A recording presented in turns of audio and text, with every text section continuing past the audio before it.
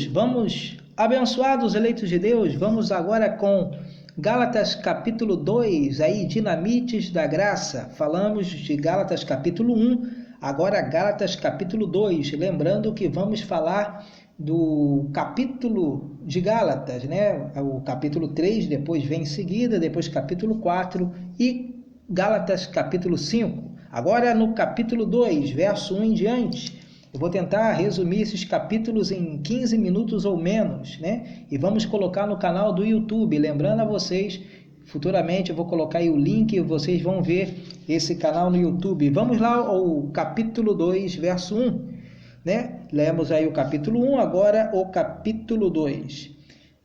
Depois de passado 14 anos, subi outra vez a Jerusalém. Paulo escrevendo aos Gálatas, né?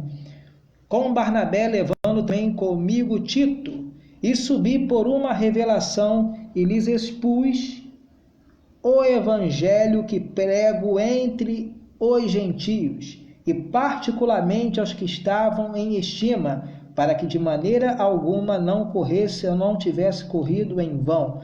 Veja que Paulo, no versículo 2 do capítulo 2, diz que ele subiu em uma revelação para expor o evangelho que prego entre os gentios. Então, Paulo ele deixou claro aqui que o evangelho que ele pregava era diferente do que os apóstolos de Jesus de Nazaré pregavam. Você vai ver no decorrer desse capítulo que Paulo prova isso. Verso 3, mas nem ainda Tito, que estava comigo, sendo grego, foi constrangido a circuncidar-se. Veja bem, Tito era grego. Aquilo que eu disse no capítulo 1. Os gentios não tinham lei. Nunca eles tinham a obrigação de obedecer à lei. Tinha gentios que, por vontade própria, queriam obedecer à lei, mas Deus não designou para os gentios lei, né? Então, veja que Tito foi constrangido a circuncidar.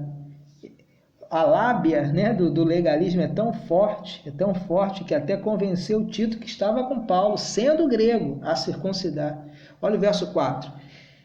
E isso por causa dos falsos irmãos que se tinham entremetido e secretamente entraram a espiar a nossa liberdade que temos em Cristo Jesus para nos pôr em servidão.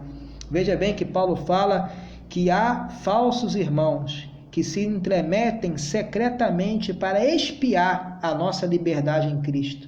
Isso não acontece com você, abençoado?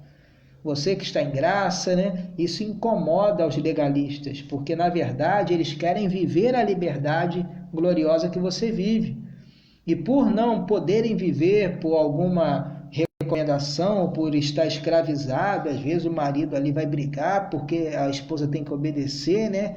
Ou vice-versa, ou por medo do sistema, medo do diabo, medo do pecado, eles têm inveja e te espionam, né? Querem espreitar a tua liberdade em Cristo, né?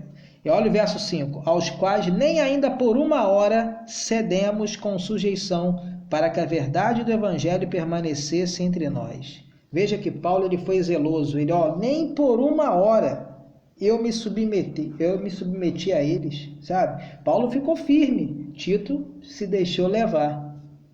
Né, abençoados? Isso acontece muito, né, no nosso meio. Nem todos estão firmes na graça. Tem aqueles que dizem que estão na graça, mas está com outro pé lá no sistema, sabe? Não está muito firme. E fica balançando, né?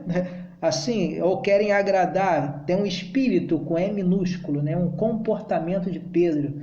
Quer ficar ali com gentios e com judeus, com gentios e judeus, né? Então, não agrada a Deus, eles não sabem o que querem, na verdade, né? Então, você tem que permanecer firme, abençoado. Cristo te chamou para a liberdade. Aí mesmo no capítulo 5, verso 1, diz, para a liberdade Cristo nos libertou, permanecei firmes e não vos submetais de novo a jugo de escravidão. Deus te chamou uma liberdade gloriosa em Cristo, permaneça, abençoado, firme nisso. Verso 6, e quanto àqueles que pareciam ser alguma coisa, preste atenção. Paulo está falando dos apóstolos de Jesus de Nazaré, os santos apóstolos. Verso 6. e quanto àqueles que pareciam ser alguma coisa, quais tenham sido noutro tempo, ou seja, antes da cruz. Não se me dá. Deus não aceita a aparência do homem. Esses digo que pareciam ser alguma coisa, nada me comunicaram. Tem traduções que diz nada me acrescentaram. Né? Então, isso é tremendo dizer isso. Paulo falando isso dos apóstolos. Quando você fala que os apóstolos nada te acrescentam, isso parece loucura, mas se você tem a mente de Cristo como Paulo teve, ou seja, o espírito de revelação de sabedoria, você pode dizer isso com respeito a eles, mas nada te acrescenta. Vão te ensinar o quê? Tiago vai te ensinar a viver pela fé e pelas obras? Pedro vai te ensinar a vigiar o diabo ao derredor? Diabo? No novo pacto? Opa, que isso? João vai te ensinar alguma coisa? Filhinhos, se alguém disser que não tem pecado, é mentiroso. Vai te comunicar alguma coisa, abençoado? Você que está em graça? São filhos de Deus? Foram separados por Deus apóstolos? Sim, mas eles receberam o evangelho da circuncisão para os judeus. Nós somos gentios, chamados a crescer em graça. Né? Graça e apostolado para a obediência à fé a todas as nações, escreveu Paulo em Romanos capítulo 5, no verso 1. Né? Ao contrário, né? Romanos 1, 5. Né? Graça e apostolado para a obediência à fé a todas as nações. Romanos 1, 5. Verso 7, agora, de Gálatas capítulo 2. Antes, pelo contrário, quando viram que o evangelho da incircuncisão me estava confiado, como a Pedro da circuncisão. Viu aí no verso 7? Paulo foi bem claro, o evangelho da incircuncisão me foi confiado, como a Pedro da circuncisão. É o mesmo evangelho? Não, não é. Porque se fosse o mesmo evangelho, Paulo não repreenderia Pedro por pregar a circuncisão entre os gentios. Porque diz assim, não, cuidado, de dizer que Paulo pregava uma coisa e Pedro outra, era o mesmo evangelho. Não, abençoados, nunca foi o mesmo evangelho. Você leu aí Gálatas capítulo 1, né, no tema anterior, né, nos versos 6 a 9, Paulo falou, se alguém pregar outro evangelho, que vá além do que eu, Paulo, prego, seja anátema. Pode ser um anjo vindo do céu. E o verso 7 diz o quê? Antes, pelo contrário, quando viram que o evangelho da incircuncisão me estava confiado, como a Pedro da circuncisão. Porque aquele que operou eficazmente em Pedro para o apostolado da circuncisão, esse operou também em mim com eficácia para com os gentios. Verso 9. E conhecendo, olha, preste atenção, conhecia, hein? E conhecendo Tiago, Cefas e João, esse Cefas é Pedro, ó.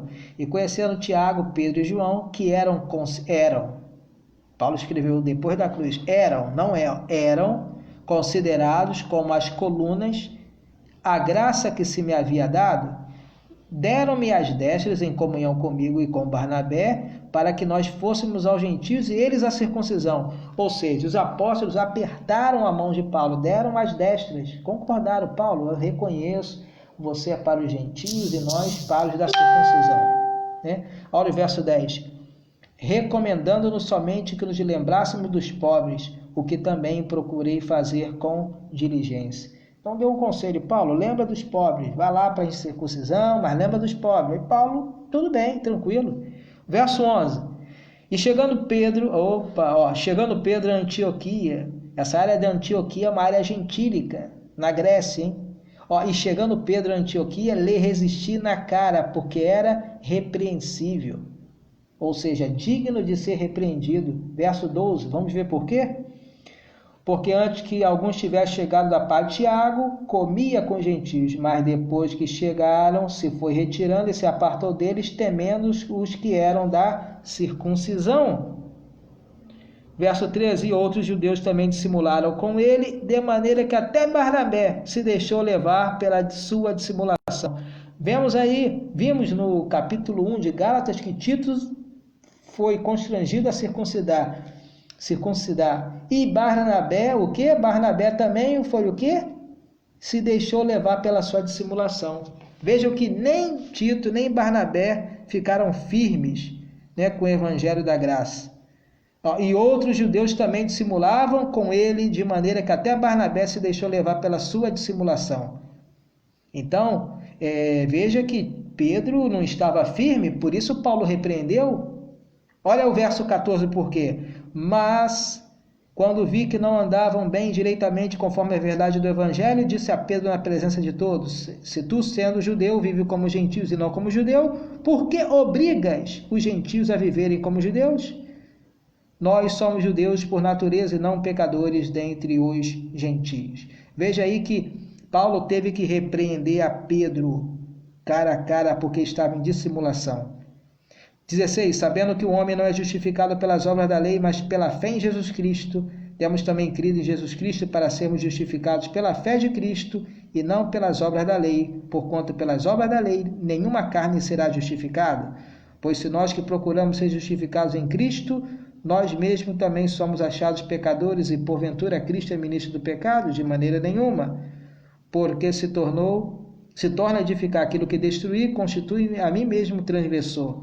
Porque eu, pela lei, estou morto para a lei, para viver para Deus.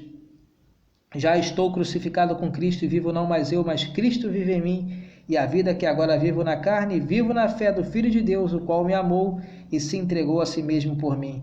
Não aniquila a graça de Deus, porque se a justiça provém da lei, segue-se que Cristo morreu em vão. Então, abençoados, aí vimos claramente Paulo repreendendo a Pedro, porque Pedro estava de condenar, estava dissimulando. Então, aí você vê que Paulo foi chamado para os gentios e Pedro para os da circuncisão.